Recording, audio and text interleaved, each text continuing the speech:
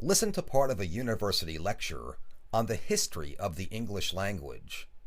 So, the next really significant step in the development of the English language, in the development of both our language and certainly our literature, is Geoffrey Chaucer and his Canterbury Tales. And there is no way I can overstate Chaucer's important place in the history of our language. It's easy to remember his time on the historical timeline of the English language. He died in the year 1400, at the very beginning of the 15th century. England had been under Norman French rule for 300 years by then, ever since the Norman Conquest in 1066. With William the Conqueror, Norman French had become the language of power and commerce in England. In fact, the court of Chaucer's king, King Richard II, was probably the first English-speaking English court since the conquest. So, for the previous 300 years, England had been more or less bilingual, practically speaking.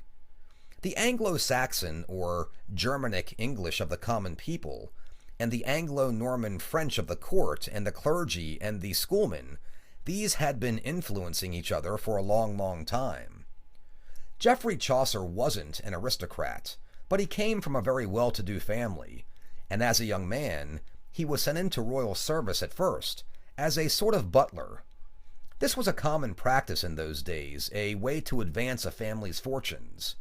In his long career, Chaucer held many jobs. He was by turns a soldier, a courier, a diplomat, and a public official. Consequently, he traveled widely in England, and to France, Spain, Italy, and the Netherlands, and he spoke French, Italian, and Latin. So it should be no surprise that his greatest work, the Canterbury Tales, strongly reflects the influence of the continental writers, both in style and in content.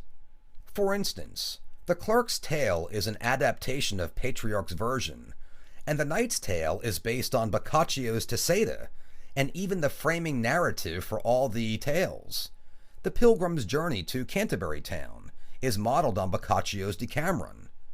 However, it was the influence of the great Italian writer Dante Alighieri which mattered the most, because Dante set a real precedent in abandoning Latin to write his Divine Comedy in contemporary Italian, and following Dante's lead, Chaucer abandoned Latin and French to write in vernacular English. And he did this with such great success, with such excellence, that his English style set the standards for the next 200 years. Chaucer had no constraints in how he wrote, really. English hadn't yet been used seriously for literature. English didn't have any history of style. It didn't even have a formal grammar or a dictionary. What Chaucer had was a liberal education, a broad experience of the world, and a keen ear for how language, the languages of England, were used by the people. And with these abilities and with his great poetic talent, he created a new, a fuller and richer blend of what would eventually emerge as our modern language. About 50% of Chaucer's vocabulary has its source in the Romance languages, but they weren't French or Italian or Latin borrowings. His language wasn't a hybrid of his own devising. Chaucer wasn't coining words from his familiarity with continental French or Italian. No, Anglo-Norman still had a very strong presence in England, and it's this that Chaucer's vocabulary reflects. Much Norman French had entered the English vocabulary by Chaucer's time, and its foreign origin was recognized as little as we today recognize the foreignness of the words hotel or parachute. Words like bachelor in The Merchant's Tale carry the Norman French meaning of an unmarried man, as it primarily does today, not in the continental French meaning of a high school graduate. Now, the Canterbury Tales might seem a little daunting to try to read at first, because there were no spelling rules for the Middle English of Chaucer's time, and word endings were much more like the Anglo-Saxon in the pronunciation, for instance, of final E and ED as separate syllables, so Chaucer's rhymes are sometimes hard to understand.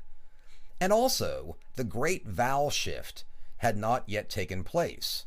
The great vowel shift is the main difference between Middle English and Modern English.